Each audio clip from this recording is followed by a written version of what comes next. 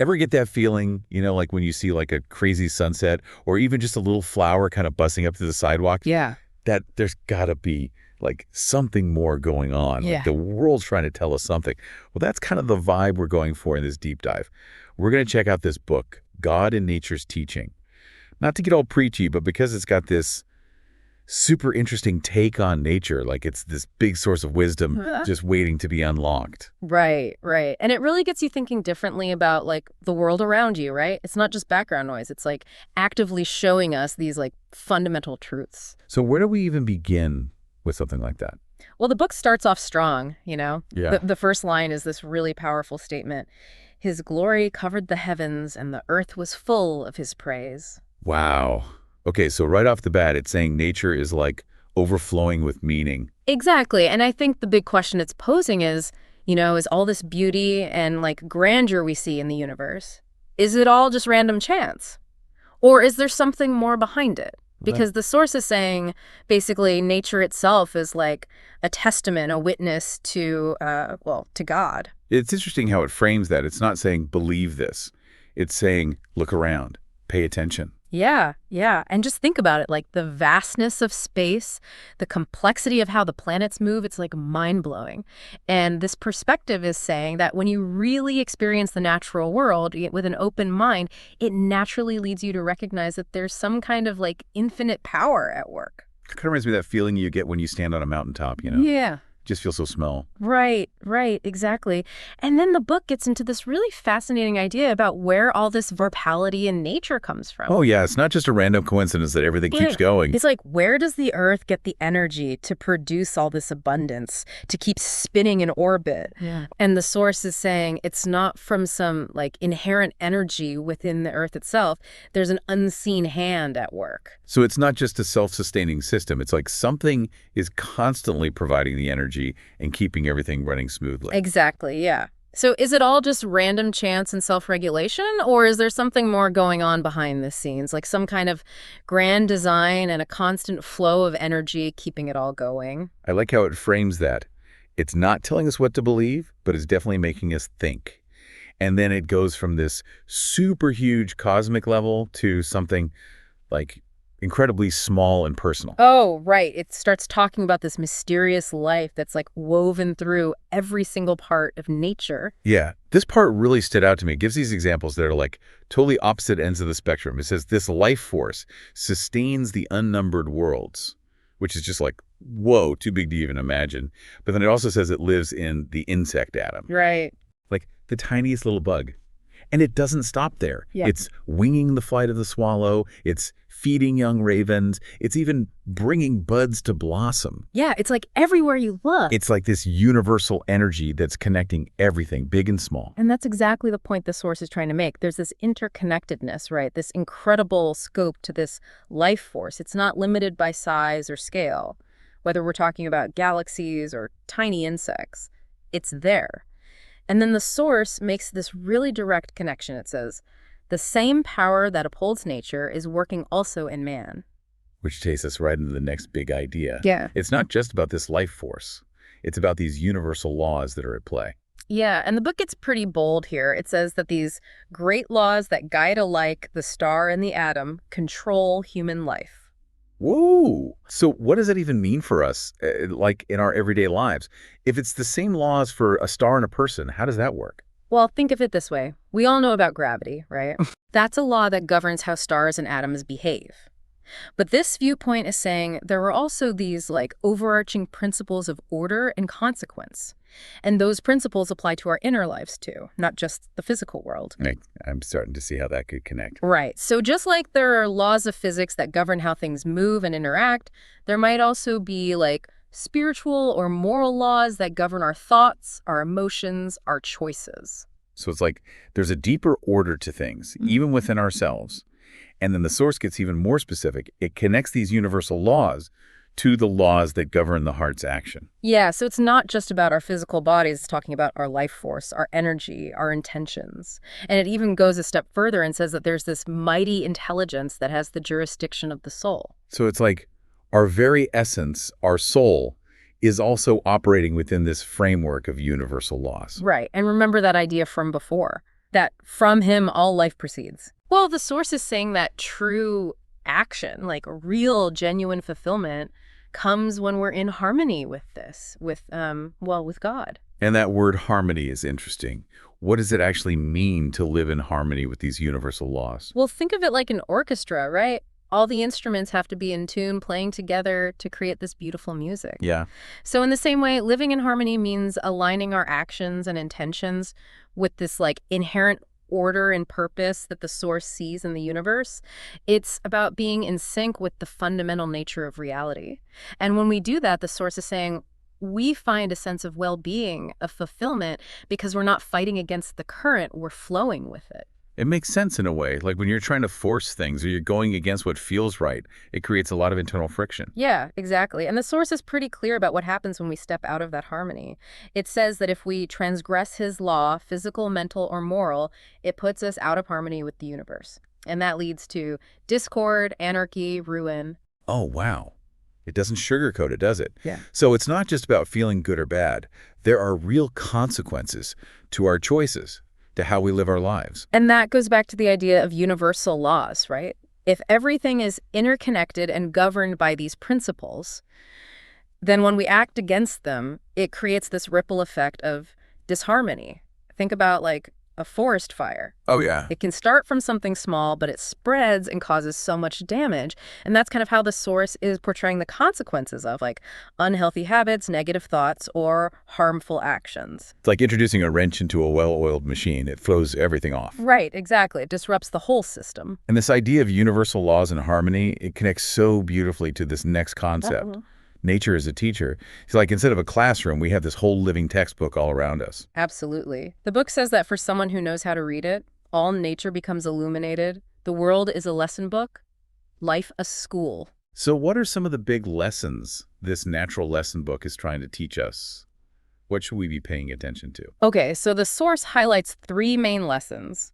First, it emphasizes the unity of man with nature and with God. Right, that interconnectedness again. We're not separate from anything. Exactly. And then it emphasizes the universal dominion of law.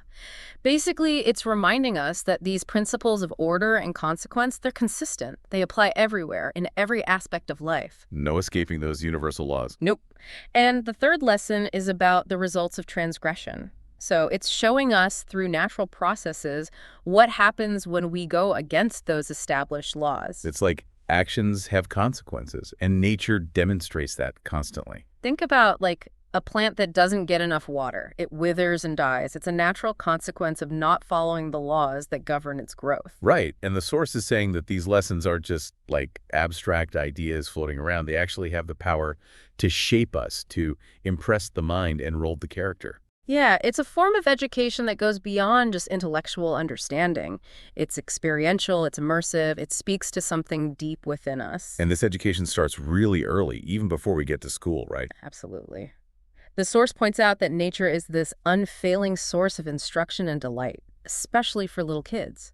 It says a child's heart, not yet hardened by contact with evil, is quick to recognize the presence that pervades all created things. There's that innocence and wonder that kids have. They haven't built up all those walls yet. Right, right. And their senses are so much more attuned to the world around them. Their ear, as yet undulled by the world's clamor, is attentive to the voice that speaks through nature's utterances. It's like they're on a different frequency, picking up on things that we as adults might miss completely. Yeah, have you ever watched a kid like totally mesmerized by a ladybug? It's like they see the whole universe in that little bug. Oh, totally. It's amazing. And that's that natural connection, that sense of wonder that the source is talking about. But nature's not just a teacher for kids, right? Right. The text also talks about how it provides these silent reminders of the spiritual and eternal for older folks, and how it's still a source of pleasure and of instruction. So it's like lifelong learning. Absolutely. And the source gives some interesting historical examples to emphasize this point. It talks about like the dwellers in Eden, whose education came directly from their surroundings. And then there's Moses, out in the wilderness, finding deep lessons in the vastness and solitude. And even the child Jesus, learning from the hills and valleys of Nazareth. It's amazing how these figures from such different times and backgrounds all found meaning and wisdom in the natural world. Yeah. And it highlights this core idea that the unseen is illustrated by the seen. Like the qualities of the divine, things that are hard to grasp, are made visible through creation. It's a beautiful thought. Yeah. And the book uses this imagery from the loftiest tree of the forest to the lichen that clings to the rock, from the boundless ocean to the tiniest shell on the shore. You can see the image and superscription of God. Like Yeah. everything carries a divine signature. It's like nature's a giant art gallery filled with these masterpieces that all point back to the artist. Right. And that leads us to like a call to action. The book really encourages people to actively engage with nature, especially from a young age. It's not just about reading about it, it's about experiencing it. Yeah. The source says, put kids in nature from his earliest years. Let them behold the glorious scenes painted by the great master artist upon the shifting canvas of the heavens. Let them explore the wonders of earth and sea and witness the unfolding mysteries of the changing seasons. It's all about hands-on learning, direct experience. It's like trade the textbook for a hike in the woods. Exactly. And the purpose of all this is to learn of the creator by directly interacting with his creations. It's not just about facts and figures. It's about cultivating a deep understanding and connection. But I gotta be honest, the book doesn't shy away from the harder parts of nature either. Oh, you mean like the stuff that doesn't seem so harmonious? Yeah, like even kids are gonna notice that there's cause for perplexity. They're gonna Yeah. see those antagonistic forces at work. Yeah. Storms, predators, diseases, all that. Right. Nature can be pretty harsh sometimes. So how does this viewpoint reconcile that with the idea of a loving creator? If everything's designed by God, why is there so much suffering in nature? Yeah, that's a big question. And the source acknowledges it directly. It says, it is here that nature needs an interpreter. Because those darker aspects, they raise some serious questions about the nature of God and the purpose of creation. So what's the interpretation? How do we make sense of those things within this framework? Okay, so the source highlights the sorrowful lesson we learn from evil in the natural world. It even quotes the Bible here. An enemy hath done this. It's from Matthew chapter 13, verse 28. Okay, so it's introducing this idea that the imperfections, the struggles, they're not part of the original design. It's like something went wrong, something interfered. Exactly. It's like imagine a beautiful painting that gets vandalized. The damage isn't part of the artist's intention. It's something external that marred the original work. I see. So those antagonistic forces, those things that cause suffering, they're not inherent to creation. They're the result of, like, an outside influence. Right. And that sets the stage for understanding nature, not just through its beauty and harmony, but also through this lens of redemption. It's like there's a deeper story going on, a struggle between good and evil. And then the source makes this really powerful statement. It says, only in the light that shines from Calvary can nature's teaching be read aright. Oh, wow. So it's saying we need that specific event, the story of the crucifixion, to truly grasp what nature's trying to tell us. Why is that event so important for interpreting nature? It's like it gives us the key to unlock the deeper meaning. The source says that this story reveals how good is to conquer evil and that every blessing that comes to us is a gift of redemption. So even the good things we experience in nature, the beauty, the abundance, it's not just a given. It's a result of this act of redemption. Exactly. Like imagine a garden that's been overrun with weeds. You have to clear them out, put in a lot of work to restore it to its original beauty. So in the same way, the source is suggesting that the world we see is, in a sense, a restored world. It's been redeemed from the damage caused by these antagonistic forces. That puts a whole new spin on things. So nature becomes this canvas that reflects both the problem and the solution. Exactly. On the one hand, you have the briar and thorn and thistle and tare, representing the evil that blights and mars creation. But then you have the restoring love manifested in everything from the singing bird and opening blossom to the rain and sunshine. It's this constant interplay between brokenness and healing. It's like the world's still a work in progress, and we're a part of that process. Right. And the source is saying that even amidst all the struggle, even amidst the evidence of hardship and suffering, nature still speaks to us of God's goodness. It points toward this ultimate victory of good over evil. It's a message of hope for sure. And it concludes this section with a really comforting quote from Jeremiah. I know the thoughts that I think toward you, saith the Lord, thoughts of peace and not of evil. Yeah, beautiful, right? And it says that in the light from the cross, we can see this message reflected upon all the face of nature, even in the midst of difficulty. It's like A reassurance that there's a bigger plan at work, and it's a plan for good. It's a powerful message for sure. And it all circles back to that initial statement. The heavens declare his glory and the earth is full of his riches. It's like this grand symphony, right? And every element of nature is playing a part in revealing the composer. So this deep dive into God and nature's teaching has really shown us a whole new way of seeing the world. It's not just a backdrop, it's a teacher. It's a reflection of divine power and wisdom, a demonstration of universal laws that apply to us just as much as to the stars, and it's a canvas where this ongoing story of redemption is playing out. And for you, listening, I think the takeaway is this. It invites you to see the world around you with new eyes. It's about looking for those deeper layers of meaning, recognizing the interconnectedness of everything, and maybe even catching glimpses of the divine in those everyday moments. So as you go about your day, I challenge you to really observe the natural world. What do you see? What do you feel?